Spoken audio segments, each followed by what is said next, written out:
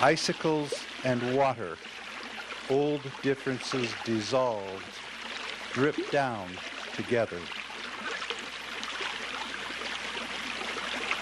Clear-colored stones are vibrating in the brook bed, or the water is. There, in the water, color of the water moves. Translucent fishes.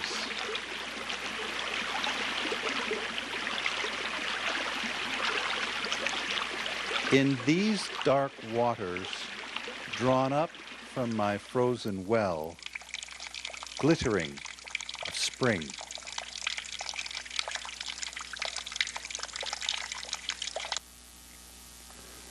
The floating heron pecks at it till it shatters.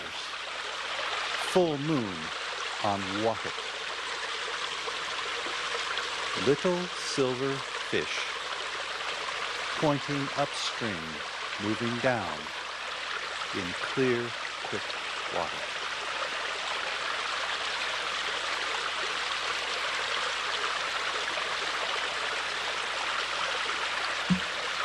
Thanks very much, Jeff. I imagine everybody knows Jeff Badenoch without introduction. And we're going to have, before each lecture in this series, one of these brief readings. I think, John Hunt, are you going to be sort of alternating with Jeff? So prepare to begin with a quiet reading, or maybe a noisy reading for all I know, John. And then I'll come up and introduce things, and we'll begin for the evening. My name is Linda Gillison. In case you haven't been here to the series before, I tend to get the honor of introducing all of these wonderful lecturers and then hearing my colleagues talk about things about which they're really passionate.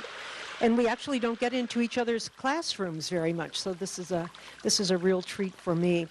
I'm welcoming you to the 16th annual Community Lecture Series, sponsored, as you know, by the Alumni Association of the University of Montana. And our series theme is on the screen behind me. We have 6 wonderful, very diverse lecturers lined up here. And I'm going to introduce our first lecturer in just a second. Before that, let me remind you, as I always do, to turn off your cell phones, please, in case you haven't done that yet. I also want to remind you that the series is being taped by MCAT.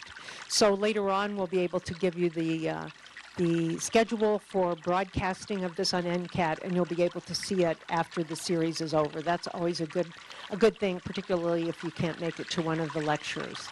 An additional special offering for us, and this is made possible by the Montana Museum of Art and Culture, is that there are water-related art exhibits both in the President's office and in the Montana Museum of Art and Culture. And they'll be there from the beginning of this month through the end of March. So try to drop over there sometime and see those exhibits. They'll be very nice. And we thank Barbara and Brian very much. Are they here? Are one of them here? I don't think they're here this evening. All right, so next I want to get to the introductions. And our first lecturer is Robert Stubblefield. And Robert is one of those people who is not only a teacher, but also a writer and also an activist. He's been involved with waters, with water activism, and with watersheds and things like that. And so it's really interesting to have someone who's not only an excellent faculty person, but also, because Robert teaches in the creative writing program, a productive writer himself of essays and of fiction, and also somebody who really has hands-on experience with the topic we're dealing with during this series. I've asked each one of the lecturers, just so I would have something to say about them, which isn't written in your program, because you can all read that. I think Robert and I first met when he was a graduate student here, right? Is that it, Robert? So that was some time ago, and he's really turned out nicely, don't you think? You'll agree with me. You'll agree.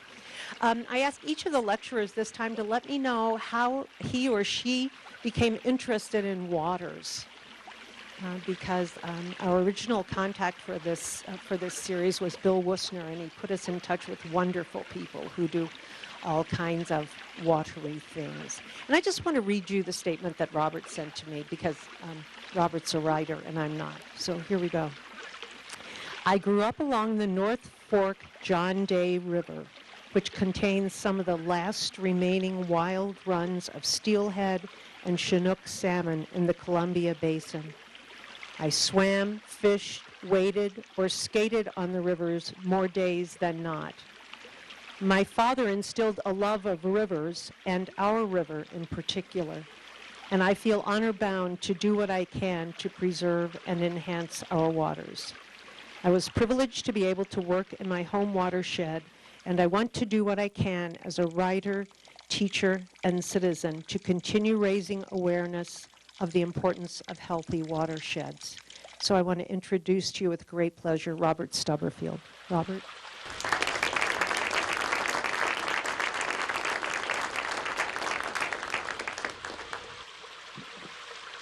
Okay, I'd just like to start by saying how honored I am to be kicking off the 2014 Community Lecture Series, and I'd like to thank the Office of Alumni Relations for inviting me, and thanks to Jeff and Linda, and mostly thanks to all of you for turning out this evening. I really appreciate it. And to be able to talk on this subject to this audience is just about the perfect combination for me. I'm really happy to be here. So I'll just start out with a little bit of an introduction about what I'm going to be talking about. Then I'll show you a few slides just so you'll be familiar with kind of the habitat and the area that I'll be addressing. In the fall of 1997, I was hired as coordinator of the North Fork John Day Watershed Council, and I held that position for 5 years. My first day on the job, the council chairman, a hired consultant, and I visited a rancher at a potential job site. The last I heard, you went away to become a school teacher, he said. Now you're back here packing a clipboard and trying to tell me how to run my ranch. And that was my introduction to the job. And I never forgot that. I was never really given much opportunity to forget that. And I sure remembered it every time I started to pack my clipboard. But on the drive back to the office, I expressed doubts about my credentials for the position. It seemed like a big charge.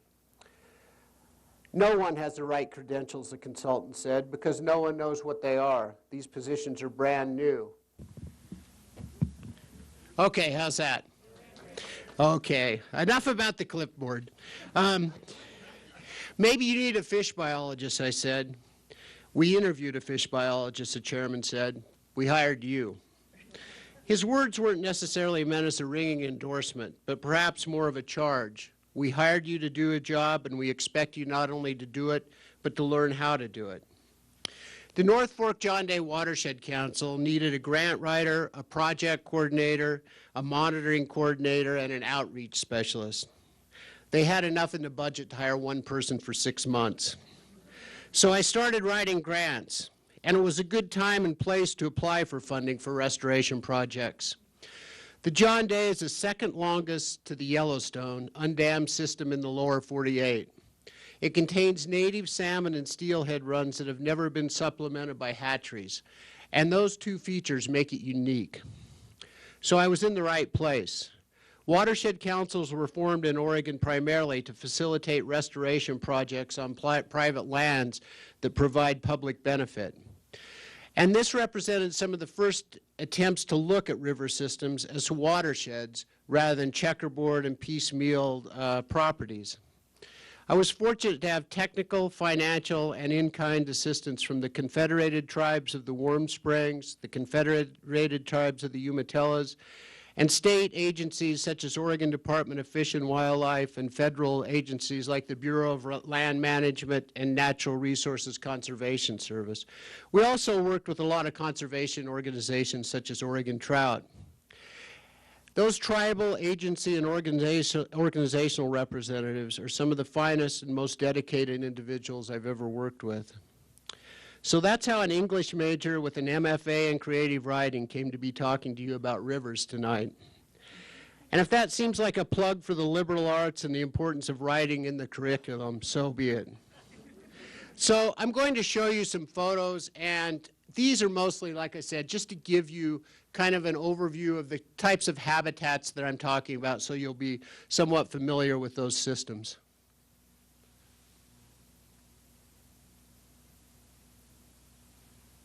Okay, this is just willow planting on a restoration project where we've excluded grazing, trying to get it back to functioning condition.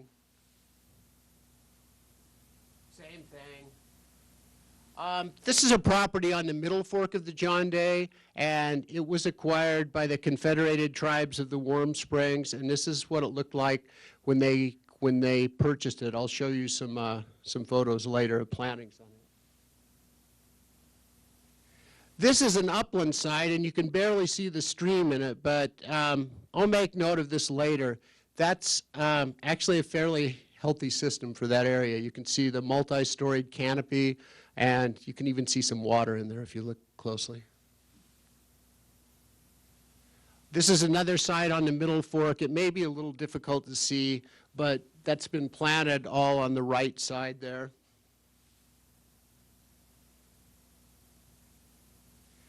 This is a more intense restoration project where meanders were restored to a small stream. The stream actually holds Chinook and steelhead. This is just an overlook from where I hunt deer, kind of into to the North Fork system, so it shows you what, that's the midlands, like mid-elevation there, say 3,000 feet. And this is the river from my home and what it looked like 2 days ago, thanks to my nephew.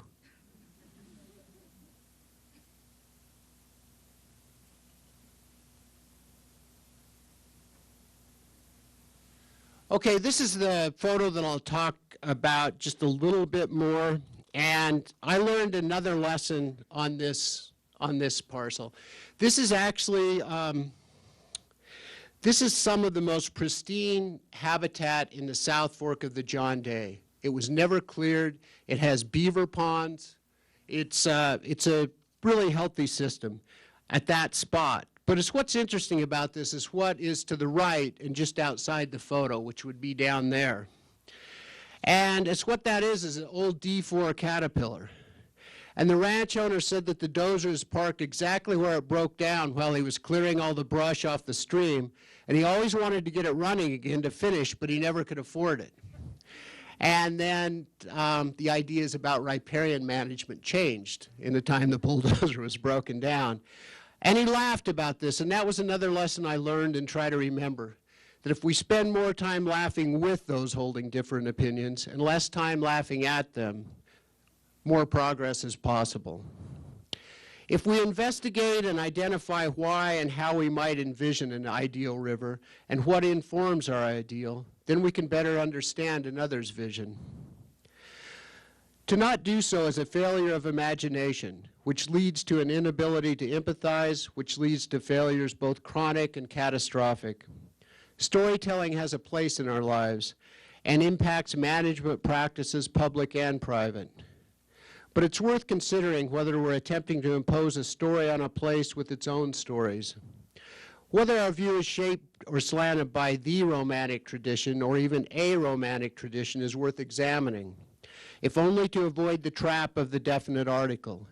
It's worth considering why we say a lie and the truth. Isn't it possible that there are countless truths? In the teaching of writing, we stress that the specific illuminates the universal, never the other way around.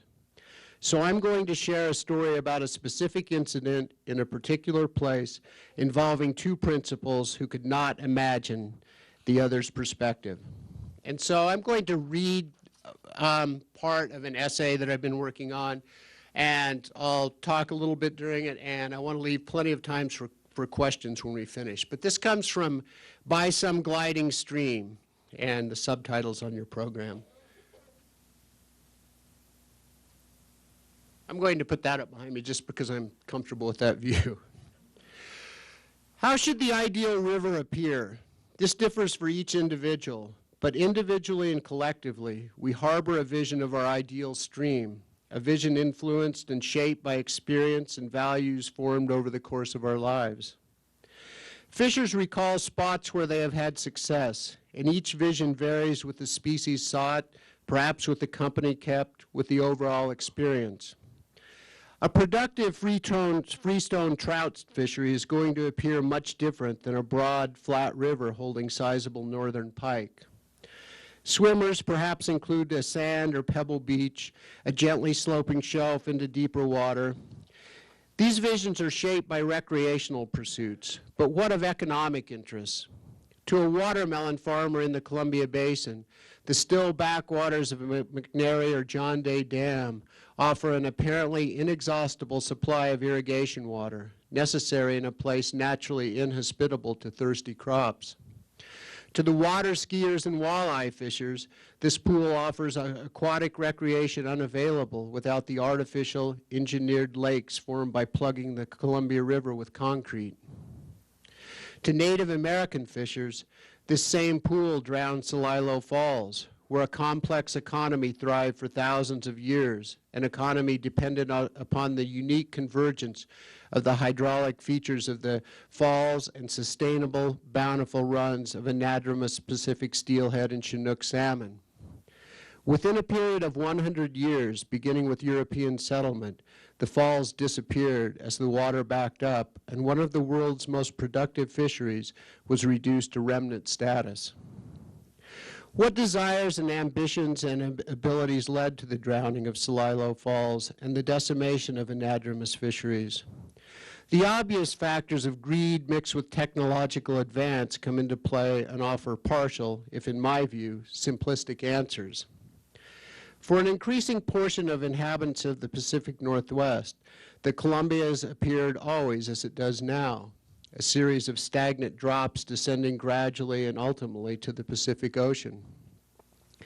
The series of main stem dams opened the river to navigation and barging, opened tens of thousands of acres to cultivation of potatoes, watermelons, and lately, hybrid poplars for pulp production. Cheap, reliable, and renewable electricity spawned the aluminum smelting industry. Only in British Columbia, and ironically enough, the protected stretches of the river within the Hanford Reach, do we see the Columbia in anything resembling its natural state. The Columbia, great river of the West, is alternately and simultaneously a reservoir, a highway, a playground, and a tomb. On the macro scale of the Columbia, the consequences are readily visible, but what about on the micro scale of our literal and figurative backyards? If we take into account only the Columbia River watershed, what are the driving forces and emotions behind what has altered and continues to alter our riverscapes? What informs this aesthetic? When I worked in watershed restoration, I constantly encountered individual landowners with very specific, from all appearances well-intentioned plans for restoring, rehabilitating, or in their words, enhancing whatever stretch of moving water graced their property. The term and concept of restoration was to be introduced gradually and cautiously, because to restore a stretch of stream was to imply that it had been somehow degraded, and most often through the actions and management policies of the property holders or their immediate ancestors or predecessors. Their hesitancy was not without cause, as streamside enhancement had been practiced in various and oftentimes contradictory forms dating at least back to immediate post-World War II. And while some of these landowners struggled with articulating their vision of how the creek should appear upon completion of their plans, others had consulted environmental engineers or prematurely, contractors and heavy equipment operators. None doubted for a minute that their vision offered benefits for the aquatic, wildlife, and human communities. And granted, many of the options for streamside restoration fit into the framework of myriad biological opinions, multi-agency cooperative management plans, and accepted best management practices. Beyond and behind and below these ideas lies the foundation of an aesthetic rarely shared, articulated, or perhaps understood, yet suspiciously consistent. An aesthetic perhaps molded around idealized notions of the British chalk streams of Isaac Walton and William Wordsworth. Why would these pictures of the English countryside continue to provide the legacy backdrop for stream management practices oceans and centuries removed from their origins? Do romantic ideals wind through the dreams of ranchers and suburban dwellers across the West? Is it possible that we have and continue to alter streams in permanent ways in some interpretation or misinterpretation of the romantic's view of a fairly limited and quite specific parcel of nature? What might this vision involve that would affect and perhaps adversely affect a variety of streams? Could this vision, seemingly benevolent and oftentimes even progressive, played out on parcels ranging from a few acres to tens of thousands of acres, cumulatively impact watersheds on a scale approaching that of the major dam building of the mid-20th century? An examination of our relationships to streams and rivers yields a document as unique as our fingerprints. But as with our fingerprints, the canvas and patterns are strikingly similar. The dream of streamside living is common and commonly realized throughout the West, so much so that one of the familiar jokes among those working to restore and protect streams goes something like this, allowing for regional variation. What is the difference between a developer and an environmentalist in the Deschutes or the Bitterroot or the Gallatin Basin? The developer wants a house along the river. The environmentalist already has one. Quoting Walton from The Complete Angler, he describes a dream of many. Let me live harmlessly, and near the brink of Trent or Avon have a dwelling place, where I may see my quill or cork down sink, with eager bite of perch or bleak or days, and on the world my Creator thank. Esquire Davis goes on to describe the pleasures of residing harmlessly and near the brink of a stream where Flora's gifts among are intermixed with verdant grass between, the silver-scaled fish that softly swim within the sweet brook's crystal watery stream. Wordsworth's Prelude details a similar aim. What dwelling shall receive me? In what vale shall be my harbor? Underneath what grove shall I take up my home? And what clear stream shall with its murmur lull me to rest? Is it possible to live harmlessly in close proximity to a stream? At what number does harm begin? For most of us, at a number one beyond us and ours. An environmental decline, loss of community, and the general going to hell of things begins shortly after our arrival. I realized the power of this desire when I lived within 7 miles of my boyhood home, yet more distant from a year-round stream than I ever had. During my boyhood and adulthood, I had the good fortune to reside within a 5-minute walk of the North Fork John Day, the Willamette, the Grand Ronde, Columbia, or Clark Fork. I had never considered this as particularly good fortune up until that point, but living in a high desert steppe forced me to consider the source of my sense of dislocation and restlessness. The road I biked or drove to work descended sharply and then leveled and paralleled a major tributary of the North Fork. And for months I tried to dismiss as coincidental the lifting of my mood as I entered the valley. This was a matter of less than 2 miles, but one microenvironment matched my aesthetic for home while another did not. I avoided considering this at any length for months, throwing myself into late-season woodcutting and clearing brush on the weekends, but almost always becoming restless and driving toward the river before evening. All of the above rivers have undergone massive changes through activities such as mining, agriculture, channelization, logging, grazing, and most profoundly, development and settlement. In the cases of Portland with the Willamette and Columbia, and Missoula with the Clark Fork, Blackfoot, and Bitterroot, cities were established at or near the confluence of the major rivers in the region. In both cases, as in almost all cases where development occurs, the course and nature of the rivers were altered to accommodate human needs and desires. We desire to live near streams for a variety of reasons, both biological and psychological. Before electricity became available, it was impossible to pump drinking or irrigation water to the lands above the floodplain.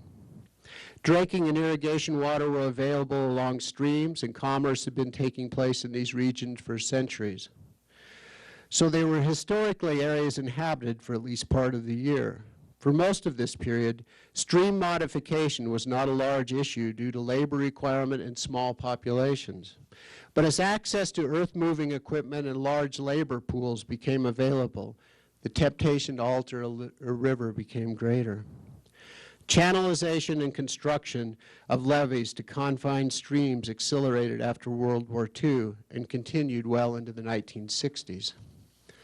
1964 saw flooding throughout the Pacific Northwest, and most significant floods over the past 50 years have been compared to the '64 flood. On the mile-long stretch of river I grew up knowing and loving, channelization and diversion had taken place for a century toward the aim of providing farmable land near the river's edge and flood control for my family home and the two other houses between ours and the small town of Monument, Oregon. The river had been significantly altered for 3 families, and this pattern is repeated on small and large scales across the entire region. This case falls between 2 reasons for streamside alteration, and 3 houses along 2 miles of river would be considered development on a small scale. But at even that scale, the alteration required has major effects on both the channel and the riparian ecosystem. This type of channelization has occurred throughout the Northwest and Columbia Basin for exactly the same reasons. Channelization and diking of rivers for flood control and to save homes and agricultural land was relatively uncontroversial during this period. The Army Corps of Engineers did move 2 homes along the North Fork John Day. These houses were constructed low upon the floodplain and had a history of flooding prior to 1964. This relocation became controversial. The families initially resisted the proposal to move their dwellings, and although the term moved was applied, the homes were for all practical purposes reconstructed with concrete foundations, new sidings, roofs, and other measures viewed as incentives for the families. The improvements to the homes were widely resented within the local community, while the fact that significant sections of the river were straightened and diked, resulting in potentially devastating effects immediately and long range downstream, was readily accepted.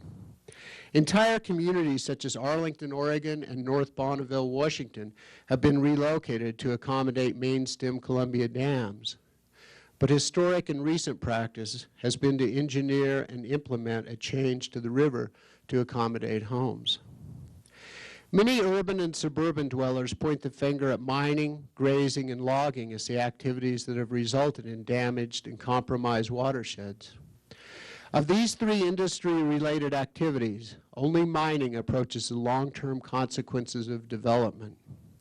An article in Restoration Ecology states, a primary question in the restoration of channelized reaches is whether the human disturbance can be eliminated. There may be either socioeconomic or technical reasons preventing restoration.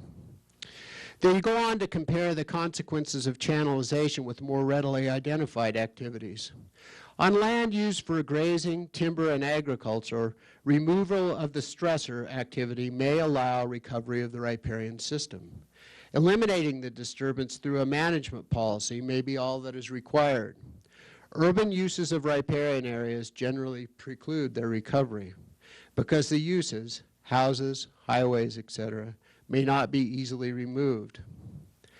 Many fly fishers, kayakers, rafters, and recreationists of all sorts are eager to lambaste corporations and individuals engaged in profit-making activities such as logging and grazing.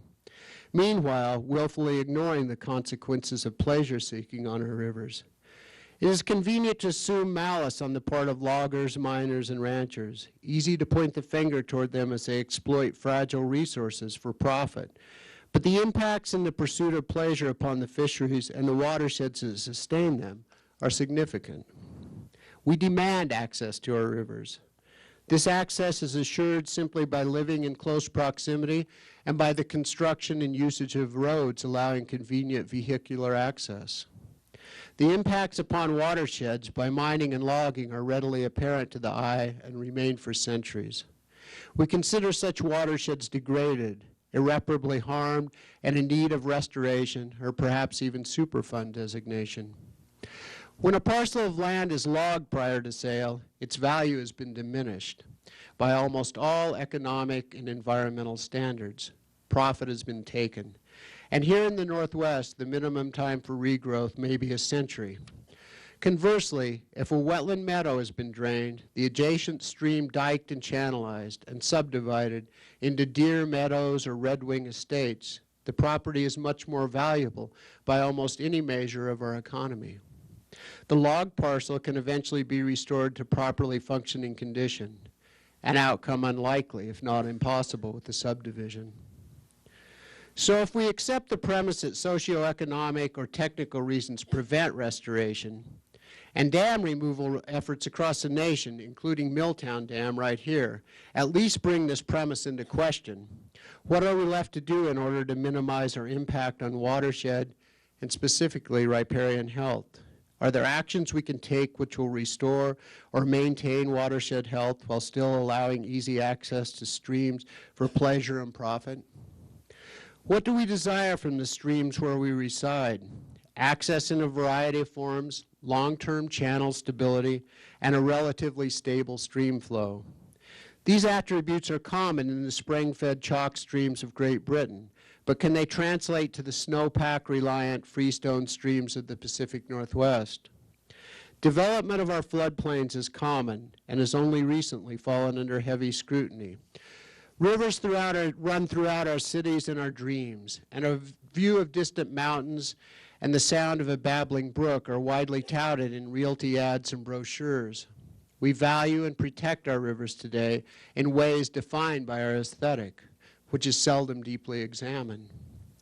During my years working in watershed restoration, almost every project investigated for proposal began with the landowner's description of how they wish the stream to appear. Following this, commercial concerns and production values were raised. And then, almost always last, biological functions. Residential owners invariably wanted some form of a placid, stable stream flowing through their property. Oregon Department of Fish and Wildlife habitat biologist Jeff Neal describes a common ideal as, quote, lawn right down to the water's edge and large trees spread far apart. This is not beneficial for the functioning of the stream and is particularly harmful for the anadromous and residential fish dependent on them, end quote. Neal says that with the exception of wetland meadows, which are unsuitable for development in their natural, properly functioning state, a variety of native shrubs and sedges are the preferred streamside vegetation for most inland Northwest sites. The riparian zones are brushy and the riparian canopy is multi-storied, he says. Most residential property owners consider that messy. Indeed, consider the television advertisement which shows a smiling homeowner clipping away the streamside brush and weeds with their sickle mower. I think we've all seen that. As coordinator of the North Fork John Day Watershed Council, I looked at a number of projects where the landowners proposed to cut down native willows, red osier dogwoods, or cottonwoods to clear away the brush and plant some grass. These were almost always landowners with small parcels, and they were not malintended.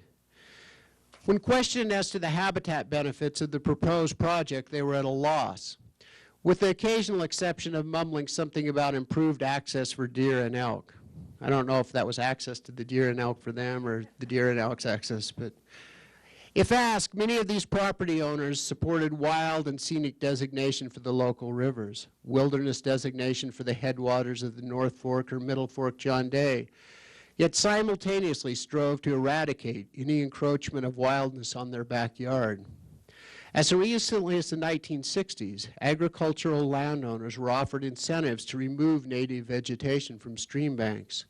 Cottonwood trees were thought to deplete the water table along smaller streams, and indeed, a temporary increase in stream flows registered upon clearing. Detrimental effects to stream temperatures, bank stability, and riparian storage were not immediately apparent nor considered for another decade. When combined with the indiscriminate and large-scale logging of the headwaters, significant portions of watersheds were robbed of their natural storage capability. The initial reaction to early runoffs, lack of bank storage, and diminished late-season flows was to propose more dams or off-stream impoundments. In short, engineered storage solutions. Eventually, land managers noticed a correlation between unenhanced watersheds and functioning biologically productive streams. The concept of passive restoration is a surprisingly recent practice. Again, what is the ideal river? Appearances differ greatly depending not only upon your objectives, but your aesthetic. Late in the spring of 2000, I fielded a number of calls at the offices of the Watershed Council regarding a dead cow in the North Fork John Day. These calls came from ranchers, rafters, fishers, from a wide variety of people using the river. Suggestions included that I immediately contact the Oregon Department of Environmental Quality or the Oregon Department of Fish and Wildlife, two agencies not commonly beckoned or welcomed by rural residents and landowners. There were occasions when our council turned down offers by DEQ personnel to attend a meeting to endorse a project simply because the project would be looked upon more favorably by the local community without DEQ's testimony or presence. But with a dead cow in the stream, the consensus appeared to be that somebody should do something. When I contacted Oregon Department of Fish and Wildlife, the fish biologists assured me that the carcass would eventually disappear and meanwhile was not adversely affecting stream health. Interestingly enough, the neighboring ranchers were not concerned with the cattle grazing on the young willows and riparian vegetation on their parcels and would have considered any management guidance on the part of the above agencies as gross interference with private property rights. Simply put, hundreds of live cattle, no problem. One carcass bearing the brand of a cantankerous neighbor, big problem. This wasn't the first time the presence of live and dead cattle along the stream side had sparked controversy in Grant County. In October 1996, Dr. Patrick Shipsey, described as a tall, thin doctor who loves rural living, shot 13 head of a neighboring rancher's cows. Shipsey admitted shooting the cattle and said he was fed up with them grazing along stream banks he had fenced off to speed riparian restoration. A controversial measure was on the November ballot to restrict grazing on hundreds of Oregon streams considered water quality impaired by Oregon Department of Environmental Quality. The following paragraph is from a November 1996 article in High Country News by Tony Davis. Quote, after leading by 20 points in mid-September polls, the Clean Streams measure crashed at the ballot box by a 64-36% margin. The shooting was hardly the only reason. Governor John Kitzhaber, a popular liberal Democrat who often wears cowboy boots at public functions, opposed the measure. Said, there's another governor that's like that. So did virtually every other Oregon politician and most major newspapers. Opponents also outspent environmentalist backers by more than 5-1. End quote. Shipsey was vilified by local ranchers and loggers and became the visible face of environmental extremism in Grant County, and was alternately held up as a passionate advocate for environmental action by opposing groups. Although backers of the Clean Streams Initiative quickly attempted to distance themselves from Dr. Shipsey, the damage to their case was done. Shipsey accomplished the admirable feat of briefly allying ranchers, loggers, miners, and animal rights advocates. The owner of the cattle, rancher Robert Sproul, was frequently quoted describing the cattle as innocent and expressed grief and bewilderment as to why Patrick Shipsey would take violent action against them. Left unasked or unanswered was what would have been the ultimate fate of the 13 cows. One local pundit described Shipsey's actions as Calvorkian. Shipsey shooting the cattle made the clash newsworthy and brought it to regional and national attention. But Dr. Shipsey and Robert Sproul had been at odds over management of their properties for several years. Shipsey demanded that Sproul remove his livestock from the stream, and Sproul initially complied, sending one of his hired hands to haze the cattle from Shipsey's property. But the situation was more complicated. Again, Davis in High Country News. The conflict that led to the shooting stemmed from Grant County's century-old open range law. Under the law, a property owner must build fences if he wants to keep out another landowner's cattle. Shipsy had built 5 miles of fencing not long after he bought his land in 1991, but elk from a herd on either side would regularly knock over the fences. That allowed neighbor Bobby Sproul's cows to break through and start chewing at grasses and trees along Shipsy's Creek. End quote. Were aesthetics at the root of this quarrel and gunplay? To ranchers in Grant County, cattle grazing along the streams and denuded stream banks were what they considered the natural condition, and Patrick Shipsy represented a quarrelsome and troublesome newcomer.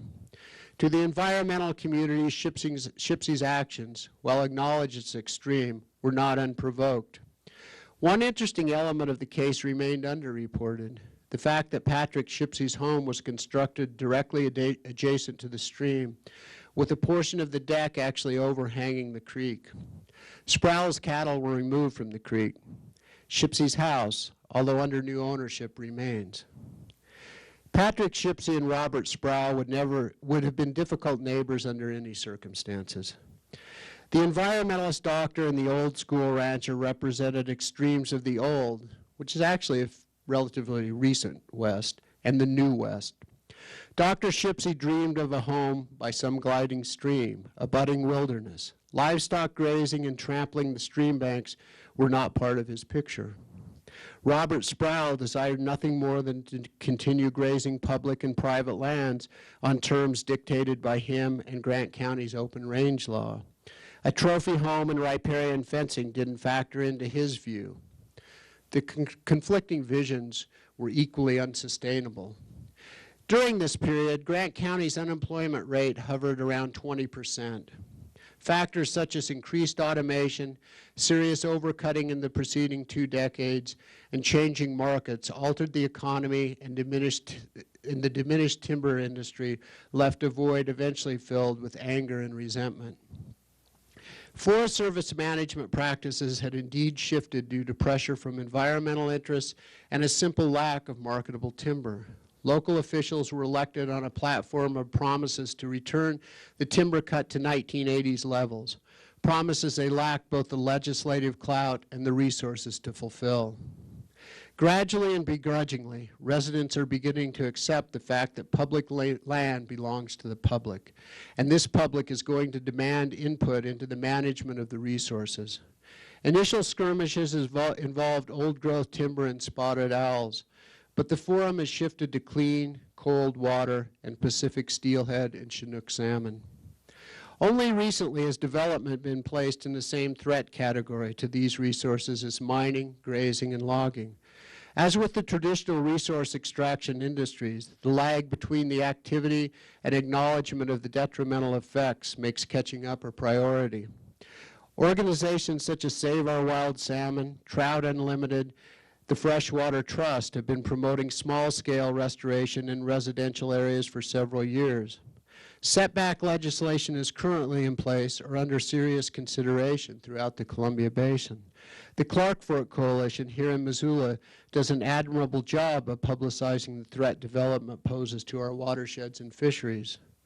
The blooming of trout-friendly lawn signs throughout the Columbia Basin provides evidence that urban and suburban dwellers are recognizing the immediate, lasting, and cumulative effects of human activities. A preference for shaggy lawns and a fondness for dandelions might one day be considered as essential to watershed health as selective, environmentally responsible logging and managed grazing. It is not enough to set aside wilderness areas in our headwater streams and ignore the runoff from lawn fertilizers and herbicides and pesticides. Although the effects on aquatic species is at the forefront of the discussion, all wildlife suffers from the decline in watershed health. The precipitous decline of neotropical songbirds can be partially traced to development of our riverscapes and meadows. A trout-friendly lawn and healthy riparian ecosystem also benefits robins, western kingbirds, and black-capped chickadees. Across the region, a dialogue has begun between agricultural producers and consumers. At farmers markets, public meeting halls, and in classrooms, sustainability has become more than a buzzword, but a goal. There exists a growing awareness that our watersheds are more complex than wilderness areas and urban enclaves. Progressive livestock producers are coming around to the fact that to sustain their livelihoods, they must produce their product in a manner palatable to their consumer base. And these consumers are recognizing that paying a fair price for beef, vegetables, fruits, and grains produced in a sustainable fashion is preferable to subdividing our farms and ranches and importing our commodities. Conflicting views and divergent aesthetics will continue to divide land managers, but an examination of these differences and the elements informing them can help us to recognize opportunities and overcome obstacles. Of the scores of projects I worked on during my tenure with the North Fork John Day Council, Bates Pond was undoubtedly the most contentious and ultimately one of the most productive. Bates Pond existed at the former town site of Bates, Oregon, a small but booming mill town during most of the first 3/4 of the 20th century. The mill closed and the town was disassembled, and eventually only a 10-acre storage pond remained. Former residents held annual reunions at the site, and the pond was stocked annually with trout, providing access to young, elderly, and physically handicapped fishers. The dam constructed to create Bates Pond showed signs of neglect from lack of maintenance and passed into private ownership, becoming a liability concern for the landowner. The dam also blocked 13 miles of prime steelhead and salmon spawning habitat. Funding was available for site restoration, but with the caveat that fish passage from the Middle Fork John Day to Bridge Creek be restored. Removal of the dam appeared the obvious solution, but met with stern resistance from current and past residents harboring a strong sentimental attachment to the pond. Conservationists were just as firmly committed to a free-flowing stream and meadow restoration at the confluence of Bridge Creek and the Middle Fork. After a decade of heated debate and numerous promising but eventually unrealized proposals, a compromise was achieved. Through a combination of private and public funding, a fish ladder was installed, and within a year, Chinook salmon redds were observed in Bridge Creek. Walton and Woodsworth expressed a powerful attachment to the streams of their homes and articulated why we so value the riverscapes that attract us for work, play, and peace. Literature today continues to shape why and how we appreciate rivers. Elizabeth Grossman's Watershed presents case studies of how communities came to see dam removal as an opportunity to restore both wild and urban riverscapes. Books such as Kathleen Dean Moore's River Walking, Reflections on Moving Water, and David James Duncan's My Story is Told by Water examined our profound psychological, physiological, and philosophical attachments to the rivers of the Pacific Northwest and Columbia Basin. After examining our collective and individual attachment to streams and the aesthetic informing this attachment, it is impossible to remain passive regarding the protection and restoration of our rivers. Thank you.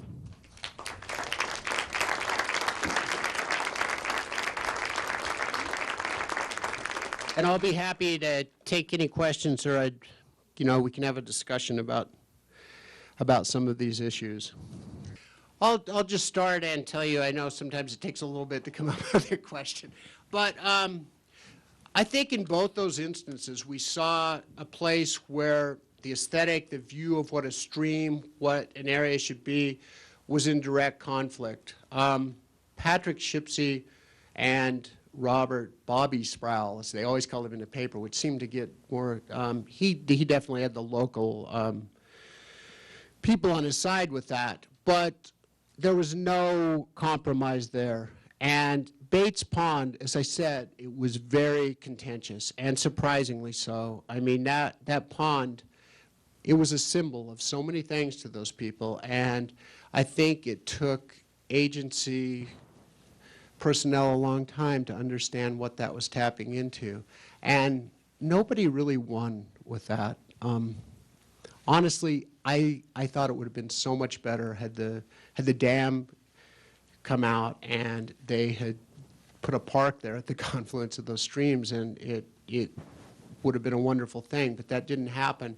But as we kind of debriefed about it later and sat around and discovered the Chinook salmon redds, that wouldn't have happened without a great deal of sacrifice on the part of that landowner and the people that she represented. And honestly, she was in kind of a tough spot, because I think she would have been okay with taking the dam out, but she was under a lot of pressure from people who had, fished there for years, who had ice skated there, ice fished. I mean, it was a readily accessible place, and there aren't a lot of those. So that was kind of an interesting case, I think. Yeah.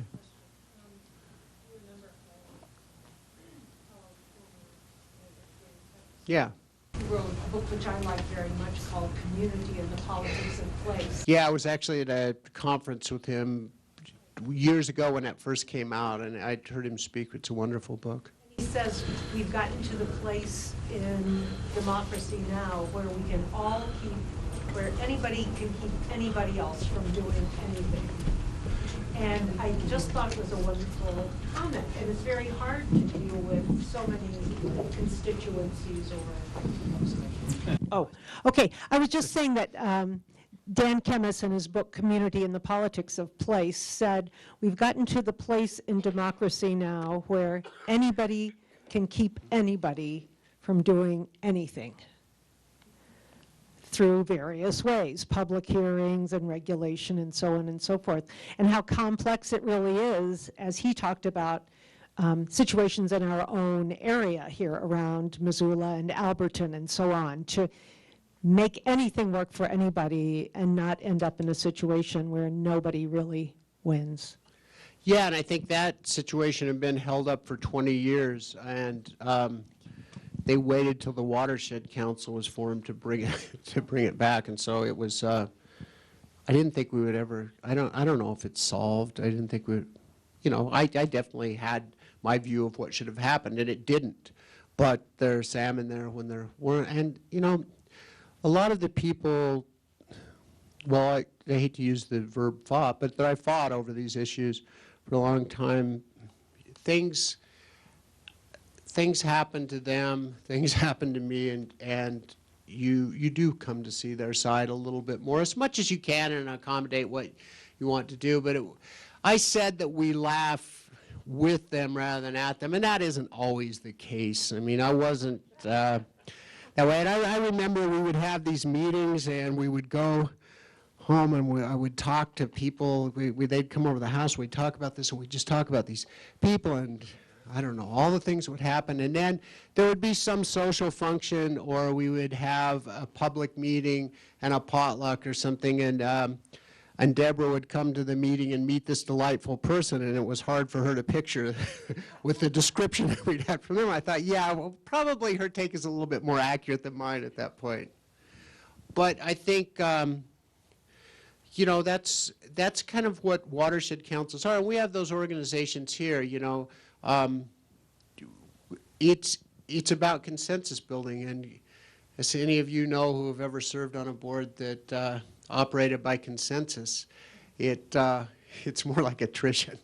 But some good things happen, even though people may not ultimately win.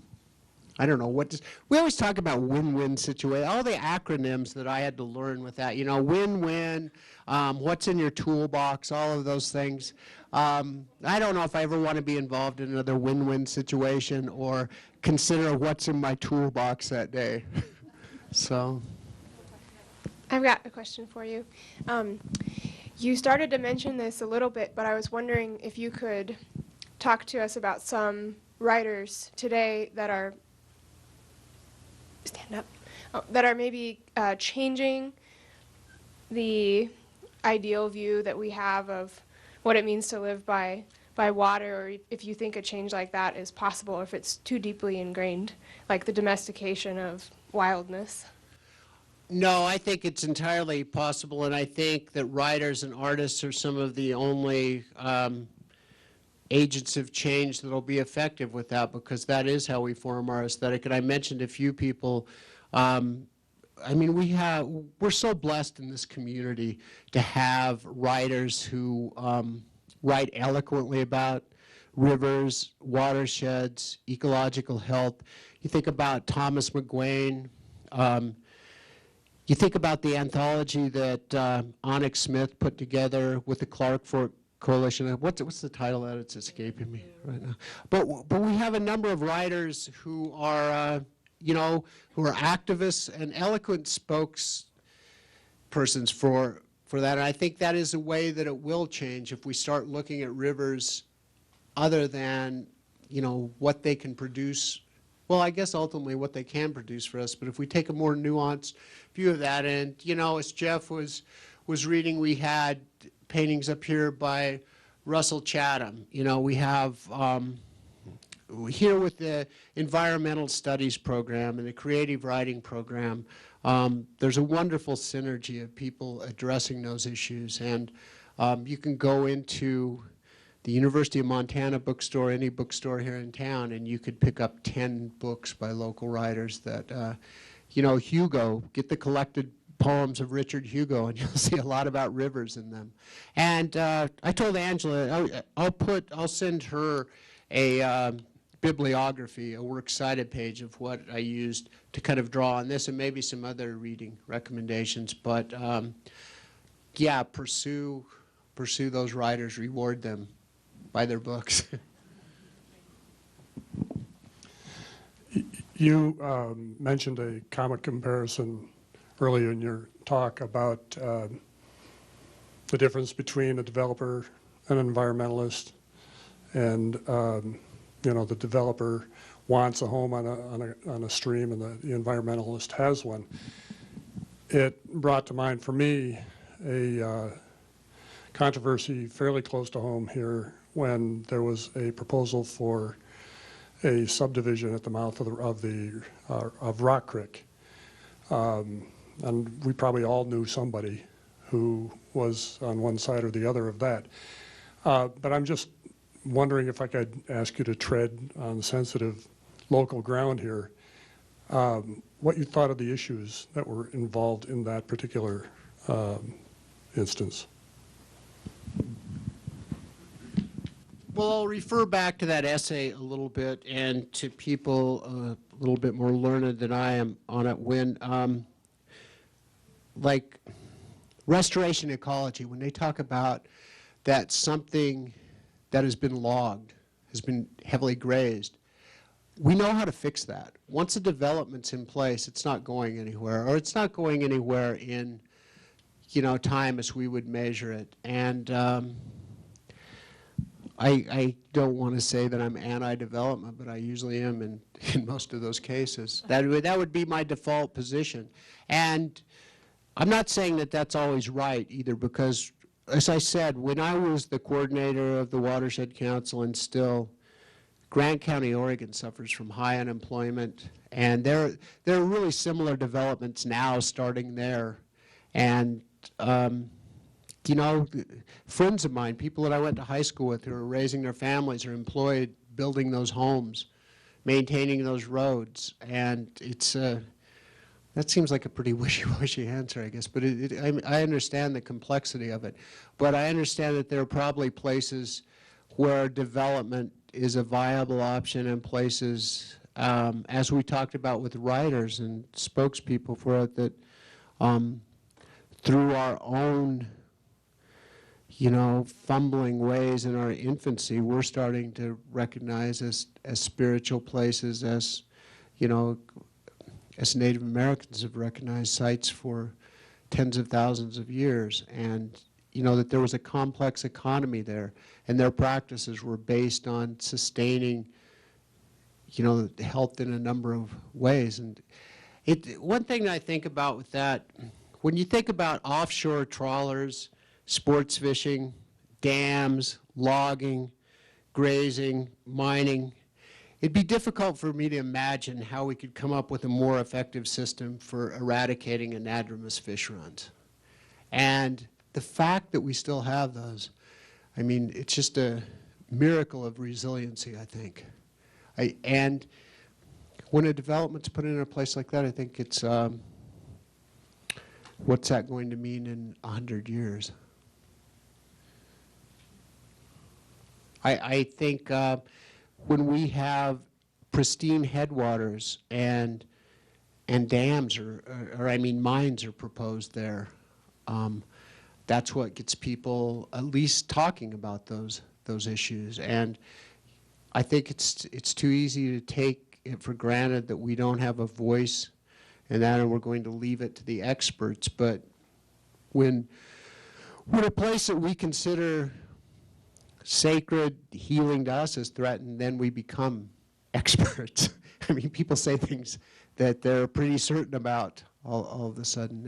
And I know early on, like even before I was born, there were dams proposed for the North Fork, for main stem dams. And, just because it was out of the way and, maybe because the bulldozer broke down, they never got to it. And that's a great thing. You think about, like, that is some of the only habitat that we have in that whole system that we can go show people what it was like. And it was such an accident because, here this rancher was doing what he thought was the right thing, and his bulldozer breaks down and he has to stop there. And, I wish the bulldozer were in the picture. But I don't know, that wouldn't fit that wouldn't fit what they want. See, and when I talk about the aesthetic, sometimes if we see cattle on a stream, that's all we see. We don't see how that stream's functioning, or that it may be, a relatively healthy system. So, yeah, thanks. That's a long answer that may not be an answer. Just as a totally different scale, the monuments at Abu Simbel were moved when the Aswan Dam was built. They reach back into antiquity. We all are in part connected to those. You've mentioned a religious aesthetic, you've talked about emotional aesthetics, you've talked about practical applications. Would you have moved the monuments or lowered the water level of the dam? I would lower the water level of the dam, I guess, if I had. When we talk about dams, and we talk about dams a lot, and it's ongoing, and, think about the lower Snake dams, think about the main stem Columbia dams, and those homes, those sites, countless sites were flooded. Like Celilo Falls is, I don't know how that could, it's like on the scale of, or maybe even more so than Glen Canyon. How could that happen? How could we do that? How could we build Grand Coulee Dam without any fish passage? That was one of the first, it wasn't even considered then, it wasn't installed. But one of the best statements I've ever heard on dams, their existence and their removal, was at a conference in Eugene, Oregon in 2000. And Bill Kittredge came to speak there, and somebody asked him the question about the lower Snake dams. Should those dams come out? And that was it still is controversial. And Bill said that it seemed to him that any society capable of constructing those dams should be capable of living without them. And I don't know if that's the right answer, but it's a pretty accurate challenge, I think. What do we, and if we go back, and we can't vilify everybody, I think people did terrible things for greed, and I think there was malice involved, but also a lot of people did what they thought were the best practices at the time. And I tried to remember that when I was working as the watershed coordinator, because we would go out and we would talk to somebody about planting a site, about excluding grazing, and they would be really hesitant. And, some of the people that I worked with couldn't understand that. But there had been somebody 40 years earlier packing a clipboard out there telling them that's what they needed to do. And they had built relationships with those people, with the personnel. They built trust. They had acted in good faith. And, there'd been a complete switch with that. And so, so many times there, I grew up on a ranch in Grant County, and I was always accused of betraying my heritage. I don't know what, but I don't think it's betraying your heritage to act on the best available information that you have, and that's what education is. That's what change. That's what's you know, when we stop changing. Think about how seductive it is to think, I know what I need to know right now, so I'm just going to stop, and I'm going to you know, and enjoy myself. And, you know, even the idea of riparian fencing, that has changed. When I first got in there, you could get any, you could get a grant to fence almost any creek. Well, again, you have conflicting views. Like, the rancher wants the fence as close to the creek as possible. Everybody else wants it as far away. So these fences are built, they're flooded, they're torn out. You know, I'm not sure that was such a great thing. Maybe allowing the rancher to graze there for certain periods and developing a plan that works for everybody is a better thing than putting a fence in that's going to go out. And, you know, there's a picture, a photo that I have of somebody with a backhoe planting willows that I was going to put in here. And it's like the rancher with the bulldozer. If you have a bulldozer, you like to use it, you know? If you have a backhoe, every problem can be fixed with a backhoe. It's like if you have a hammer, you know, everything looks like a nail. But like building fence made jobs, and it was, people kind of looked at it as a necessary evil, and it was, I mean, sometimes it's the obvious solution. It's the best solution, but sometimes it's like a Band-Aid that makes people feel like we're all doing something. And I mean, that's changed. It's interesting to me to go back there now, almost 12 years after working there, and see which projects we put in that I'm proud of. And I mean, there's some willow projects that we put in, and I thought they would never work. And we have red osiers and willows, native plants growing in these things. There are other things that I was really proud of that are like complete disasters, and I just kind of try to avoid thinking about them. But, you know, they were both put in with the same intent. So, again, one of the things that impressed me so much about working there was just the dedication of the people and their involvement, their generosity. Even people that disagreed on almost everything. And that's where, like, what Dan Kemmis was talking about. I mean, in that book, he has an instance, I think, of when it was time to brand. You know, there were families that couldn't stand each other, but they all had to get along when they had to brand. And when you can talk about these people in the abstract, it's totally different. But when you get in a meeting with them, or maybe not even in a meeting, and you need to listen, you know. And if we understand somebody else's story, we don't need to share that story. We don't need to be convinced of it, but we need to honor it. You know, there's a reason they think what they think.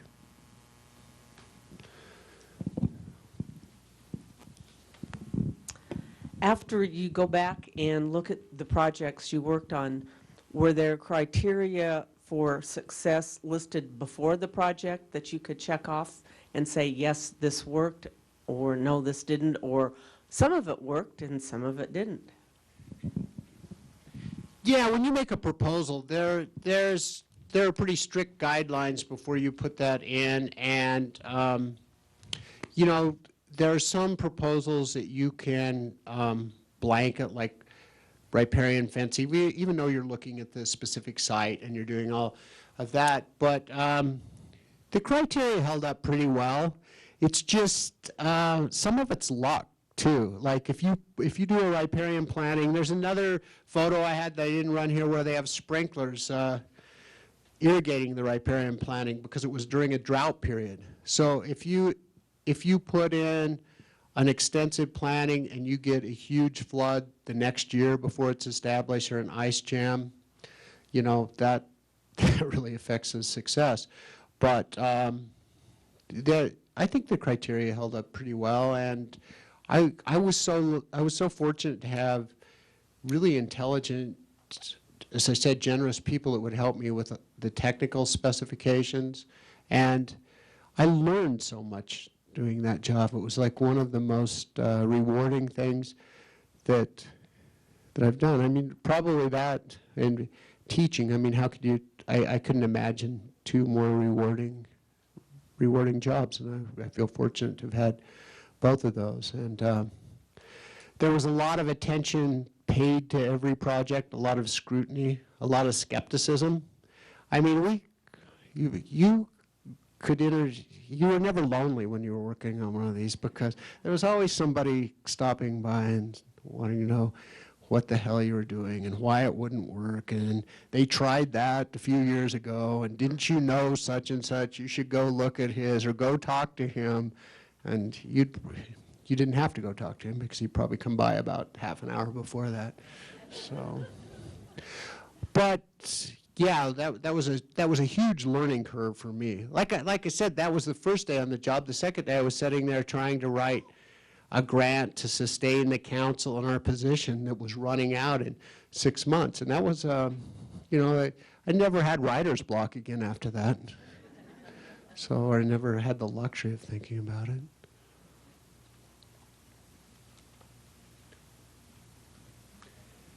I just think we're so lucky here in Missoula to have the energy, the involvement that we have. We have a lot of great conservation organizations. We have the university. We have so many resources here and so many people that are passionately committed to that. And a lot of people here in the audience tonight that know a lot more about riparian issues and probably consensus building than I do. But it gave me something to write about, and I hope to continue writing about that. And with your question, it's really interesting to go back and see what you were right about and what you were wrong about. And it's also really tempting to ignore the things you were wrong about or to try to blame somebody else. But some of the things that I was most passionately convinced about, I was also completely wrong about, as I am in my life in a lot of other areas. But how do we go forward? It's like Linda said, anybody can stop anyone from doing anything. And if we put our if we put our energy there, that can happen.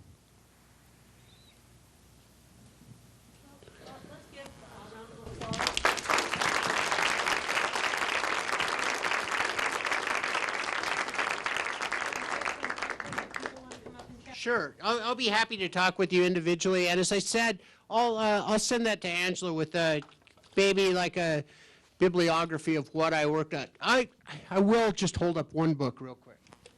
And I'll put this on the list too, but some of the writers that I've mentioned, there are too many to mention, so I don't want to exclude anybody. But if you're interested in the technical aspect of this at all, there's a wonderful book called Watershed Restoration Principles and Practices. And it's accessible to the lay person or anybody with an interest in this, but it also has a lot of good technical case studies and a lot of information that I think will clue you into what it's like being a geologist. Once you take a geology class, you're never bored when you're driving. And I think if you read this book, you'll never be bored when you're driving along a stream. And thank you. I've really appreciated this opportunity to talk to you tonight.